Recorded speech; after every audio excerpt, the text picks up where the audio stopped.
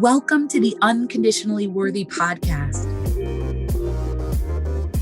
I'm your host, Dr. Adia Gooden, a licensed clinical psychologist who believes deeply that you are worthy unconditionally. I'm delighted to welcome my good friend Erin Starkey onto the podcast today. We have been friends for over a decade, and it was just really wonderful to have her come on and share her expertise about intuitive eating and building a healthy relationship with our bodies and really healing our relationship with food and relationship with our bodies. There are so many parallels between intuitive eating and learning to trust our bodies, to respect our bodies, and the work that we do on our self-worth journeys. And I know that you all are going to find this episode incredibly helpful and insightful, especially for those of you who are like me and many other people who have had challenging relationships with your body or with food.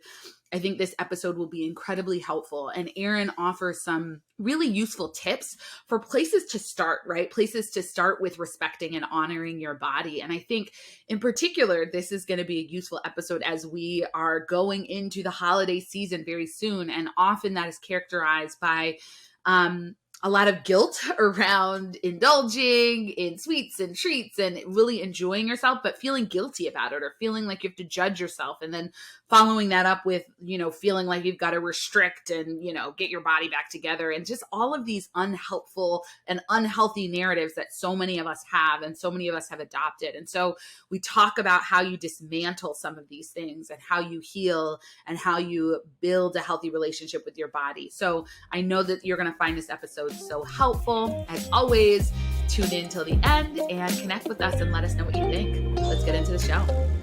I'm really excited to welcome my dear friend, Erin Starkey, to the podcast today.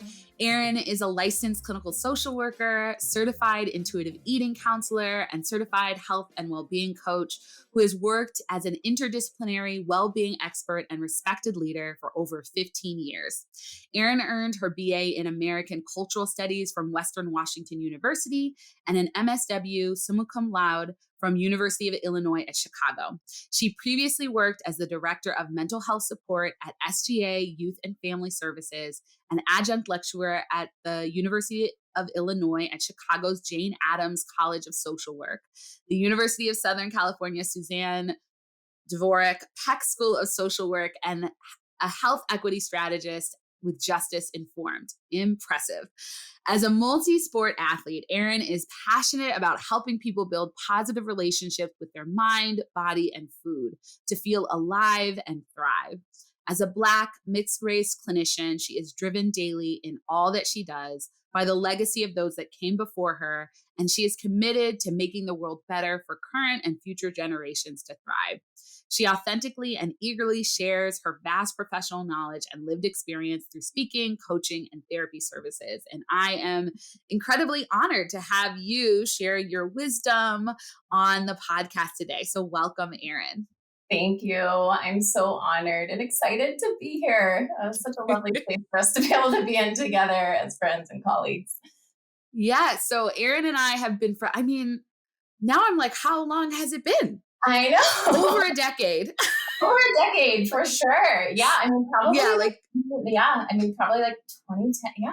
So over a decade. Right? Like over a decade. So we know at least, right? And we became friends. We're in a dance ministry, went to church together, and we have been through a lot, right? Like we sort of like grown up, you know what I mean? Like young adults. So like, oh, really? We're grown. We're adults now. And we've had sort of like parallel. We met when we were both in graduate school, and are both in this sort of like mental health wellness field. And so it's really exciting to connect in this way and have you on the podcast. Yeah. And I'm going to start us off as I start all of my conversations with guests and ask you to share a bit about your own self-worth journey.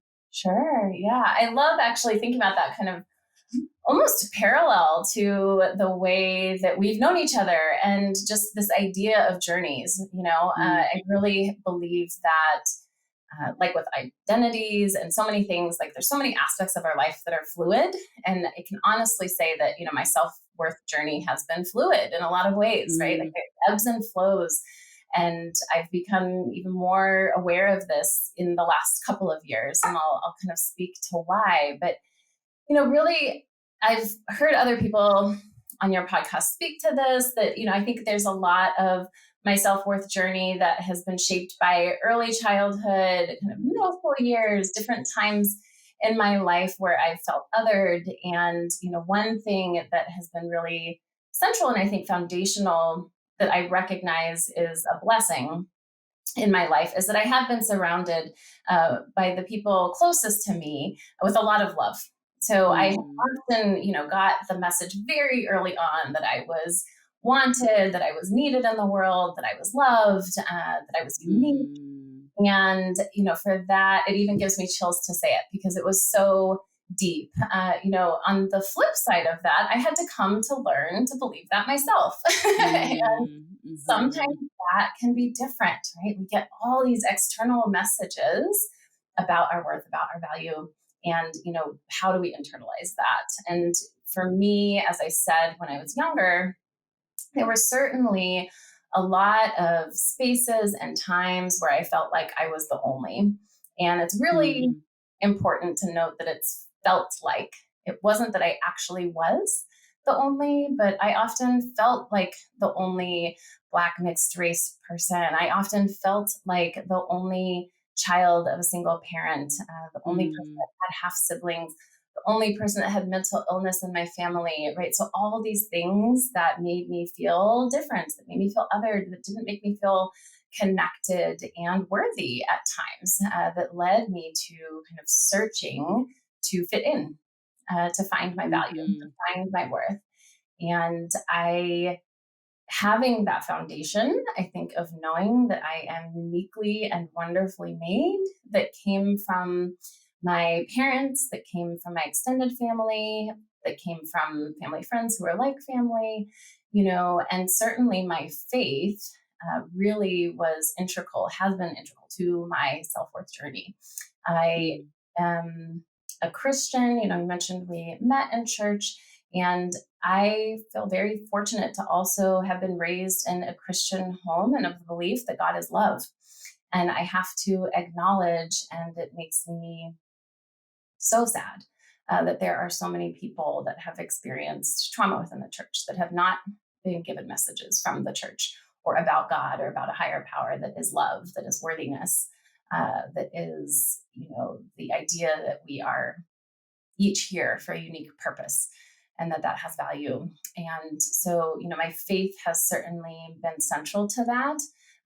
And I think because of also acknowledging that that's not the message, and knowing that that's not the message that everybody has gotten within their faith, really has certainly led me to value people, right? To value this idea of other religions, the idea of, wherever we can find it, right? We're kind of draw from this idea that there's a greater purpose in us being on this planet as individuals and as a community, as a collective.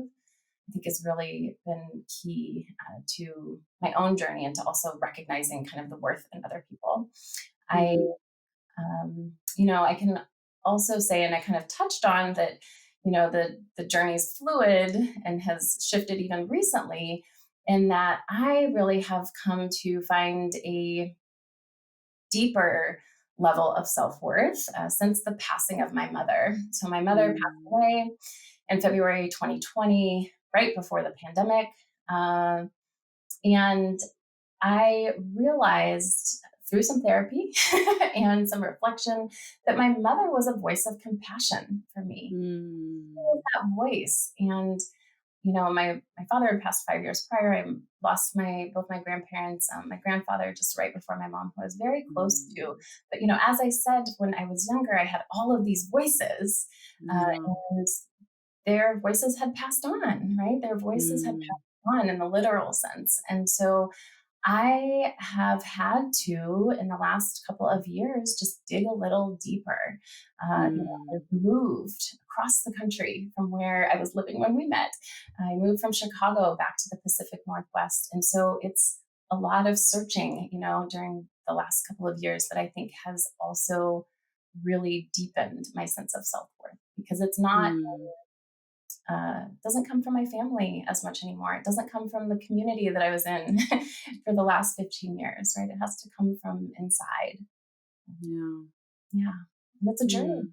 It's a journey. Yeah. Mhm. Thank you for sharing that. I mean, I really appreciate that you're talking about being affirmed and loved so deeply. And I think, because I know you, I think of your grandfather and your incredibly close relationship with your grandfather. And I, had the honor of being able to meet your mom and, her spunkiness and her love and like all of this stuff. And sort of, I have a picture of how you were loved. Right. Yeah. And, Yeah. I think often it can feel like, well, if you're loved, then you shouldn't have these challenges or these struggles. And I really appreciate that you're sort of saying, yes, I got it from the outside. And the journey to developing my own internal voice and sense of worthiness, right? My own internal compassionate voice has been an ongoing journey. And you were blessed. You were so blessed to receive that affirmation from your family, from your faith, from religious communities and friends.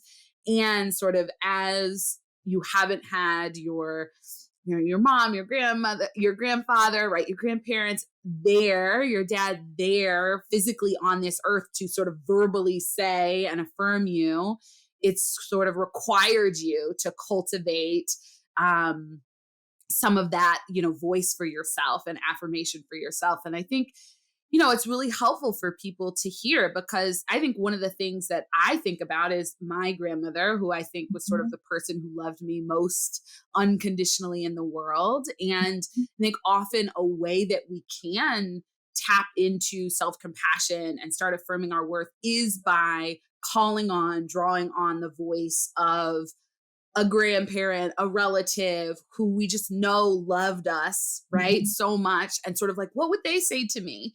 How would they encourage me? And for those who are kind of spiritual and sort of believe in spirit and something beyond, when people pass, it can be helpful to even think about feeling their presence with you now, right? Yeah. That yes, they may be gone from this earth, but that doesn't mean that their spirit is gone.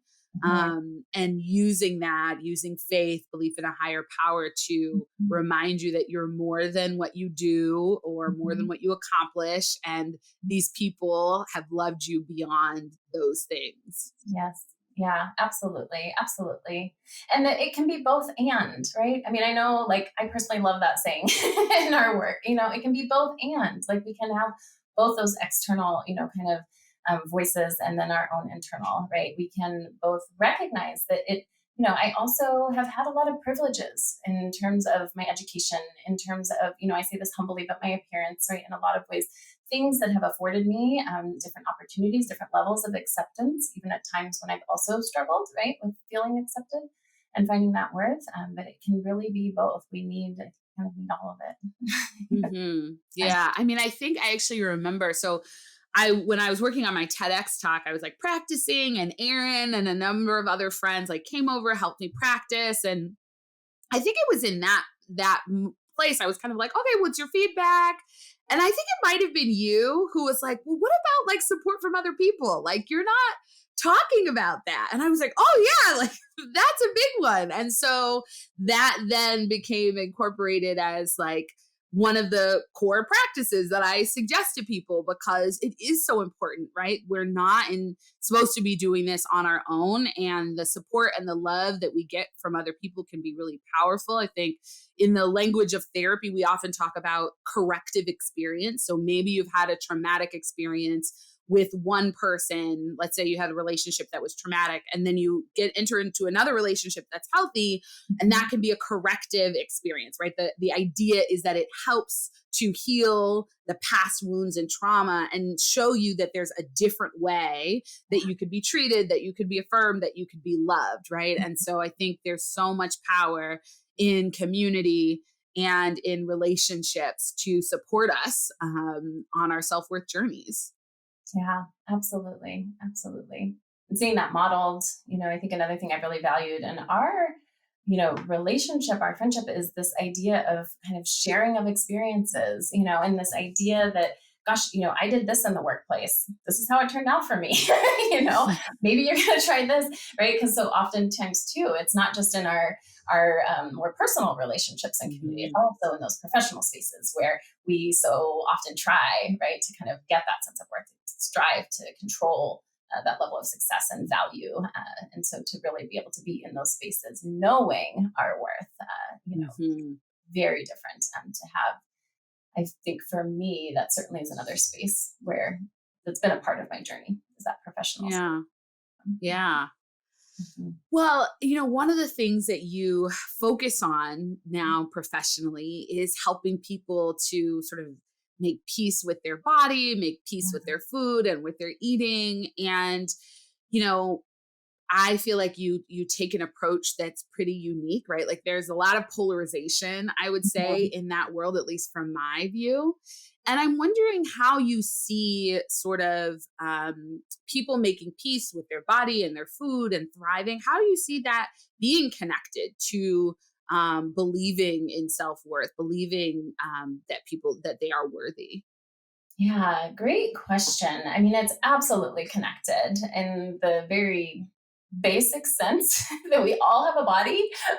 We all need food, right? And we all have a mind that, influences ideas around those relationships, right? This relationship between our mind and our body. And, we really, those of us who are privileged, right? It is a privilege. I want to certainly acknowledge that, to be able to do some of this work, this idea of healing our relationship with food, to healing our relationship with our body is oftentimes related, and certainly connected to having different levels of privilege, whether that's the time, right, to kind of address these things, whether that's the energy, the, financial, right, means to be able to make different choices with food or to kind of experiment, which is often a part of it with food, and, to be able to heal, right, to be able to heal from trauma that we've had around our bodies and around our food, or to be able to put ourselves in situations where we're not constantly re-traumatized, in our relationship with our body and food. And so I think it's really important to just, acknowledge that, and that healing is part of that self-worth journey when it comes to our bodies, when it comes to food. There is I don't believe that any of us are born with kind of critical ideas about our bodies and the worth and the value of who we are as it's connected to our bodies. Similarly with food, we are, of course, by our parents, and caretakers and communities are possibly presented with different types of foods, but we certainly don't, naturally kind of have these ideas, these rules, these internal critics when it comes to food. And so, a lot of it is really just like we might heal from other experiences, other messages. We might be looking to different people or digging deep within ourselves to figure out our self-worth and, other aspects of our life. Certainly when it comes to our body and food, that is the same. We've been given messages, right? And so we either lean into them or we need to learn to drown them out. We need to think about ourselves as the experts in our lives, and ourselves and the experts as experts when it comes to knowing what's best for our bodies, knowing what's best in our relationship with food, and what foods are best for us. Yeah.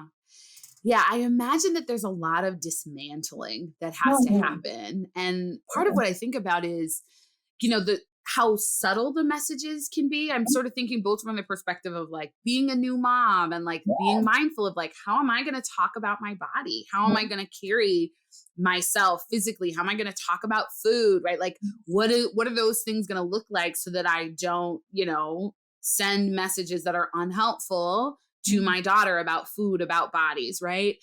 And then I also sort of like in more recent years have started to like think about messages that I got from my parents, right? So there's messages from society, there's lots of them, but messages from my parents that were sort of like more subtle, but in some ways problematic, right? And sort of realizing, and then also it's always interesting to like realize this and then like spend time with them and be like, okay. right? Like that's not actually what we would, what we would want to talk about right now, or like how we'd want to talk about that, So it's interesting because I think it can be so subtle. Obviously, there are some people who probably heard, there are people who are like, at age 10, I got on a diet and I've been on a diet, every year of my life since then, and I'm 40, right? And it's like, so for them, it's probably been like more on the, like out in the open. And then there's also the other, like, oh, you're going to eat that? Mm-hmm. Oh, we're going on vacation soon. And so we're not going to, right? Like, so I wonder how you kind of think about helping people to even become more aware of some of these messages and beliefs they've internalized, and start that healing journey and start to dismantle those beliefs and ideas. Yeah. I love the idea of observing our families and observing our friends. It can be like our own little secret. And by ours, I mean everybody listening to this, right? I mean, it's often a great place to start, is just to simply observe. Right? To observe the behaviors of other people, to observe the own behaviors that you maybe just are habits at this point, right? Like those automatic thoughts, or the, way that you react when you walk by yourself in a mirror or a window, just kind of beginning to get curious, right? We want to start with curiosity and really looking for those messages. And the wonderful thing that can happen when we do that, I feel, is that we recognize that it's not just our voice. It's not just our heads, right? Like these messages have come from places. It's anticipated in 2023 that the diet industry is going to be almost a $300 billion industry, right? Of messages that are constantly berating us. And then those more subtle ones, like you're saying, maybe that have even been within our household. So certainly starting by observing. And I think, also thinking about, where do we feel comfortable speaking up?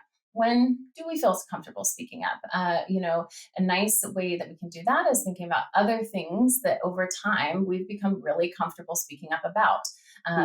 And for some of us, it might be, other marginalized communities. For some people, it might be the environment. It might be, something that you've studied and really well. So, kind of aligning with, where else do I feel comfortable? What makes me feel comfortable and safe to speak up, and playing with it. Everybody has, just like everybody has a body and everybody needs food, everybody has a story. That's partly why I love doing this work, is that everybody has a food story. Everybody has a body story. So it can take very little to kind of shift the conversation, to shift the tone, right? To change the environment when it comes to these ideas around our bodies and food and dieting and all of that. Yeah. I mean, and it also just makes me think about how many people feel like the way you look is also another thing that's going to make you worthy, right? I mean, and as we live in this world where I think there are a couple of things. One is social media, right? Like we always talk about social media, but like people are putting images of themselves out so much more often, right? Like when we were younger, like you weren't sort of always needing to be camera ready because there wasn't a camera on everybody's phone. Like and like you weren't sort of constantly thinking, oh, is this going to be posted? And what am I going to wear? And how do I look? Or that just wasn't part of our way of operating. And I also think the sort of like reality TV and sort of like proximity to celebrities who sort of almost always have their hair and makeup done professionally makes you sort of feel like I should do that or look like that, or that's what gets a lot of likes, or that's what you know what I mean? And so that can so easily become another sort of way of trying to prove you're worthy, right? If you just, look like this, dress like this, right? Like those sort of physical appearance things. And then you have like, oh, this workout plan, this diet plan, this, right? Like coming at you sort of constantly on social media. That's another way of achieving. It's another, right? Like there's so much stuff that gets caught up in the food, in the body image, that I'm sure like comes through when you're working with people. It's like, okay, it's not just like, what are you eating? physically like putting in your mouth. It's also like, yeah, what are the stories that you have about what you eat, about what's okay to eat, what's not okay to eat, when it's okay to eat, right? Like there's so much that goes into all of this. Yeah, absolutely. Absolutely. And, and when you talk about being a mother, right, that kind of adds another element, or, maybe being a caretaker. One thing too that I think, is kind of an interesting thing is that later stages in life, like a lot happens with our bodies, a lot happens with our bodies, and we maybe can't control as much, kind of the size of our bodies. Not that we ever really could, but, there's our appetites, I should say, maybe, I think, shift a great deal that then, cause people to maybe lose weight. And so it's very interesting, I think, when we think about different stages in life, right, as well, about how these messages might change, how these things might change. And, this, of course, media, of course, I can think about like my lifetime, we've gone from like Kate Moss to Kim Kardashian, and, like all these ideas, kind of like what's in vogue as it relates to bodies. Certainly, if we're trying to follow that, it can be very, very confusing, to say the least. In being an athlete, when we think about sport, right, kind of like who are we looking to? What images are we seeing associated with different sport, and how we might, have our bodies kind of being influenced in our ideas of worth and value and success, as it relates to kind of what our bodies should look like or what they should be able to do physically, is certainly something that we need to dismantle, as you were saying, we need to break down. Mm-hmm. Yeah, it makes me think of sort of Serena Williams and Misty Copeland, right? Like two Black women who don't have the typical bodies, right, to be successful in these areas, right? Serena Williams, obviously tennis star. I don't know if somebody may be listening in some part of the world that doesn't know that, but Serena Williams is a tennis star and she's amazing. And Misty Copeland is a ballerina, right? And so, one of the things that was often commented on is their bodies, right? They both have very powerful, muscular, strong bodies. They do not have the like super, super slim, super, super skinny, right, bodies that are typical of, white women in those spaces. And I think of sort of both the power of seeing them, right, in those spaces and seeing their amazing success, and also what they had to go through, right? I know at least Misty Copeland has talked about like people commenting, right, on her body and how that meant she wasn't going to be successful, and, and how challenging that is, right, to be in spaces where people might explicitly be telling you your body isn't good enough or your body isn't okay. And then, how that gets internalized, right? So I know one of the things that you talk a lot about and you teach about and have been trained in is intuitive eating. And so I'm hoping that you can share with us, like, what is that? Because my sense of it is cursory, but my sense is that it leads into like self-trust, and that you have to sort of dismantle some of these internalized beliefs about your body that might be unhelpful, or about what you can or should and shouldn't eat, and all of that, in order to practice intuitive eating, or intuitive eating helps you with that. And I'd love for you to share kind of like, what is intuitive eating? How does it help people on this sort of healing journey in terms of their relationship with food and their relationships with their bodies? Yeah, absolutely. Absolutely. And I love the ideas of like Misty Copeland and Serena Williams. One thing too, just with that's really, and again, just being curious, make some observations, how much people talk about their bodies, right? I mean, they are like world-class athletes, right? World-class athletes. And there's so much conversation about their bodies. And so, I think it's again, like, we do live in an appearance-driven culture. And so, of course, this is challenging. Of course, it's hard for us to think about our worth coming from something beyond our body, the appearance of it and the ability of it. So, with intuitive eating, one reason that it's so nicely tied, of course, to this idea of self-worth is, as you're mentioning, this idea of trust. It's also a very compassion-focused framework. So it's really a compassion-focused framework to help people heal their relationship with their body and food, to guide them in their relationship with their body and food and movement that allows them to find a place of self-respect. There is a bit of polarization. There is a lot of messages out there around intuitive eating and health at every size and body positivity, body neutrality. And I am thankful that the conversations are being had. It's much more than we've had in the past, and it can be confusing. It can be a lot to kind of manage. And, with intuitive eating, it is a process, it's a process of getting to that place of respecting our bodies. And I emphasize respect because from the place that I practice, that doesn't mean that every day we wake up and we love our bodies, right? Like, oh, girl, I look so good. I am not waking up feeling that way every day. Right?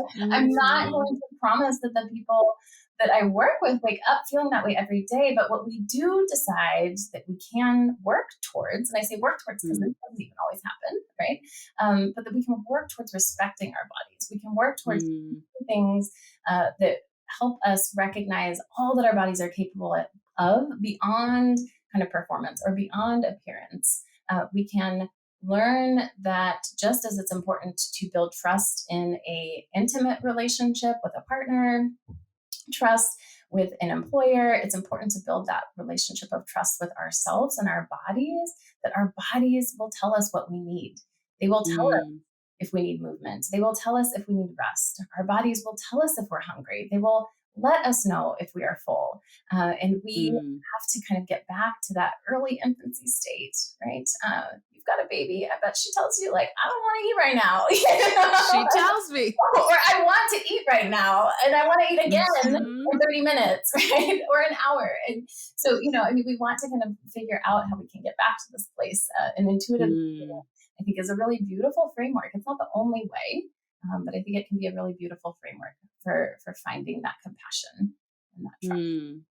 Yeah. I mean, it just feels so powerful, right? To start listening and trusting that your body knows what it needs versus the overriding, which is, I shouldn't be hungry. I shouldn't want this. I shouldn't eat that, right? Like the sort of constant overriding of your body's messages instead of the trusting and I love the respect framework. In the little you're saying, it just feels like, especially for people with body image challenges and with challenging relationship with food, that going on an intuitive eating healing journey could really be a pathway into self-worth, right? Really be a pathway of relearning to trust yourself, affirm that you're worthy, affirm that your body is worthy of respect, take care of it really deeply. And it sounds just incredibly powerful. Yeah, absolutely. And we really, think about that there's so many reasons that we eat, right? We eat because we're hungry, yes, but we also eat for pleasure and satisfaction. When I think about self-worth, right, like we are worthy of pleasure. We are worthy of satisfaction, right? Like we are worthy of taking care of ourselves, of listening to ourselves, of taking the space, there's certainly can be mindfulness components to intuitive eating work. And so really, not only just drowning out the noise and the messages and all of that, but really coming to this place of finding the joy in all of it, finding the pleasure and the self-respect in that sense too.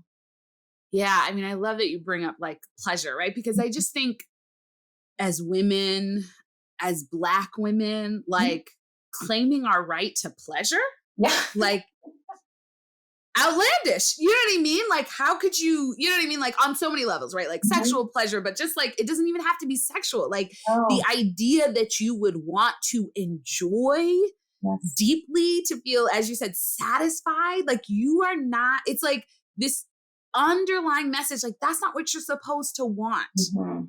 You can be here to be of service, right? You can be here to serve others, to take care of others, right? Like, but pleasure, and we think, even I think about like Black women's self-care, practices generally center, and I think this is not just true of Black women, it's certainly true of women of other identities, but center on hair and nails, right? And maybe some people find that pleasurable. For me, not so much. Right? Like, I like when my nails look nice, but people will notice, like, I almost never have my nails done because it's not really like, a massage, yes, pleasurable. Like, I very much enjoy that. But like sitting in the hair shop like I did on Monday for like 6 hours, like, no, I don't enjoy it. Like, do I want my hair done so I don't have to deal with it? Yes. Is that pleasurable? No. But it's oriented around how do I appear to other people? Not how do I feel in my body? Yeah. Do I feel good? It's like, so yeah, I love that you're bringing up this like pleasure, this enjoyment, this satisfaction, because I do think that as we give ourselves permission to experience those things in life, we're teaching ourselves we're worthy of it. Yes. We deserve it, right? And not just like work yourself to the bone and you can barely get onto the plane to go on the vacation and that's what you can enjoy. You're exhausted once you're there. Yeah. You're angry. Yeah. I mean, no. Exactly. Completely. Yeah. Yeah. I mean, I'm with you on the nail thing. I love having them done. I have actually often thought, side note, and if anybody knows about this, I'd be really curious. I would love to be able to get my nails done in the middle of the night. So I could just like not take the time. It's just like, I've thought about this. I'm like, I bet Beyonce gets her nails done in the middle of the night. Like, she's just laying, somebody's just silently. Yes. Total tangent there, but I feel you. And that's the point, right? I mean, that's the point. Like there's so many different, and it's everyday things. Another thing that is really interesting to talk about with people when we think about our bodies is clothing, right? It's like, are you comfortable in your clothes? Like so often that can be such a good place to start in this work. We have gone through a journey with our bodies where we're doing different sizes at different times, for whatever reason, do the clothes that you have in your closet right now fit you? Are they comfortable? Like right now, in this moment, as you're listening to this, like, are you comfortable in your clothes? And are you, and I think when we like take away those simple things, right? And by simple, I mean, yes, we have to have access and, we need to have clothes that feel like they kind of represent who we are and all of the things. So I don't mean to simplify it, but when we think about just these everyday things, right, it's actually really quite interesting to kind of dig into some of that. And then how those subtle things lead to these circular thoughts about our bodies. Right? If we're not comfortable, if something feels tight, then it can often lead to a lot of self-blame, right? And we can kind of get into this critical space. And so really, there can be just a lot of places for entry, I can say, for this work too, which I think is really quite lovely about it. It's not scripted like a diet. Like there's not right or wrong. Yeah. Like where it feels most important to start. And I think that can be sort of the scary thing for a structured, achiever oriented person like me. I'm like, tell me what to do, Yeah. And it's like, and I've, worked on unlearning that, although I still have that part of me, but to like have it be sort of an open field and to have your curiosity lead you, or to have the parts where you feel most uncomfortable be the start, or the parts of your life where there's the most tension, like, oh, I always have dessert, but I beat myself up about it, right? Like maybe that's the start. It's also making me think about sort of how I've been sort of wrestling with some of these topics and thinking about them in my own life over this, last year of like being pregnant, right? And now being a new mom, right? Like in pregnancy, there was the, first of all, morning sickness and first trimester, which was no fun, but then being like ravenous, like ravenous and like feeling like I just had to eat all the things, and also feeling like that was okay. Like the old stuff was sort of put away because it was like, well, I'm pregnant. And thankfully I didn't get caught up in like, how much am I weighing and how much, because I had caregivers, I had providers who were not who were not like, you are gaining too much weight. Cause I definitely gained more than the recommended amount of weight. Like, and thankfully, exactly, in quotes, more than the recommended amount of weight, right? Yeah. And I thankfully just had caregivers who were not like, you're gaining too much weight, and was able myself to kind of like disconnect from the weight and trust, like, if I'm ravenous, that means I need to eat. That means my body, my baby, somebody needs some nourishment. And it's also been interesting now that I'm, you know, have given birth, because, you know, I'm sort of closer to the size I was before now, but not completely. But there was definitely a period where it was just like nothing fits. Like maternity clothes don't fit. My old clothes don't fit, which is sort of a literally uncomfortable experience of like, I'm trying to get dressed and there's nothing to wear and I don't feel comfortable. So it's like, how do I sit with that without beating myself up? And then there's also this interesting thing now, which is, you know, I'm breastfeeding. So I'm like, oh, I notice like if I don't eat enough, I will not produce enough breast milk. And so then there's also this orientation of like, I gotta up my nourishment. Like I cannot slack on this. Like I have to like make sure that I'm really eating because I'm feeding two people. So it's sort of like there's so much in there, but I'm grateful that I've like started to do some of the work of like letting go of some of the rules and some of the, I need to look like this and this is what makes me worthy. I'm not all the way there, but I'm grateful because there's so much that changes in a year if you're pregnant and then not pregnant. And I, you know, it could be something else for someone else, but I certainly have sort of been observing myself and how I'm moving through this, and trying to offer myself a lot of grace and be observant of what do I need? Like, okay, I maybe generally try not to eat after whatever time. Like I'm hungry, I'm gonna eat.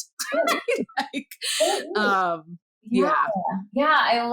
love all of that. And thank you for sharing that. Cause I think probably so many people can relate. So many people can relate to that. And, you know, I haven't had a child, but I've trained for like endurance events, you know, trained for marathon, half marathon, half Ironman, right? So body transformation is naturally going to happen when you're biking and swimming and running a ton. So, I mean, you know, and whatever it might be for people, you know, another thing too, that I think is really important to honor and recognize is illness. You know, sometimes our bodies change and our relationship with food changes, you know, not out of anything related to, you know, this idea of appearance or diet culture, right? But because our bodies are like fighting something, you know, or we're having to put things into our bodies that are making our bodies respond in ways that feel out of our control. So that grace, that curiosity for whatever the reason we're going through these changes, you know, I think is so important. And to lean into and to give gratitude for the people that do accept us as we are, surround ourselves more and more around people that do that, you know, that have their own positive or curious or neutral relationships with their bodies. I'm not saying, you know, ditch your best friend, but, you know, I think just like other things, if, you know, you're sharing, it was so helpful during that time, right? To not get messages from people that were close to you, to be feeling accepted and loved regardless of that. And so we certainly want to lean in, especially if we're in a more vulnerable state for whatever reason around our body.